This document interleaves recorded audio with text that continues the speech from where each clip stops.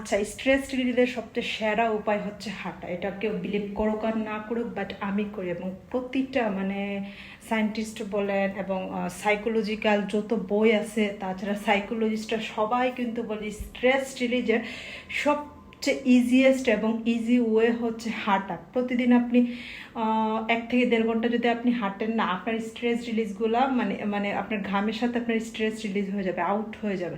তো আমার একটা এক্সাম্পল দিয়ে আমি বুঝে, আমি কিন্তু সবসময় বিজি থাকি, অ্যাক্টিভ থাকি, রান্নাবান্না করি, বাট আমি গত 1 সপ্তাহ ধরে হচ্ছে হাঁটতেছি না।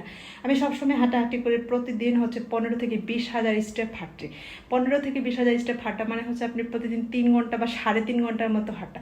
সো এটা হচ্ছে আমি গত 1 সপ্তাহ ধরে করতেছি না, অ্যাক্টিভ থাকতেছি বাট হাঁটতেছি না।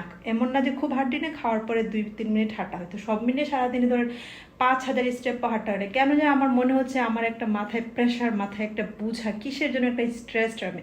সো আমি সারাদিন ধরে আজকে ভাবতেছি যে না, আবার হাঁটা শুরু করবো, কারণ একটু ওয়েট গেইন আমার অলরেডি হয়ে গেছে, মনে হয় 1-1.5 কেজি বেড়ে গেছে।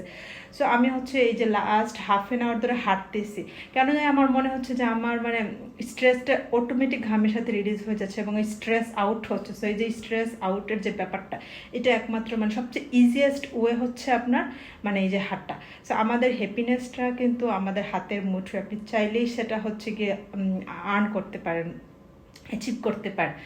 সো চেষ্টা করবেন প্রতিদিন হাঁটার। মানে আসলে হাঁটলেই মন মানসিকতা অনেক ভালো থাকে। যদিও আমি সবসময় হ্যাপি থাকি, বাট আরও মানে নিজেকে একটু অন্যরকম লাগে যে মানে কিছু একটা হচ্ছে মানে করতেছি বা হাঁটতেছি। মানে হাঁটার যে আসলে বড় এক্সারসাইজ আমি আর আসলে দেখি না।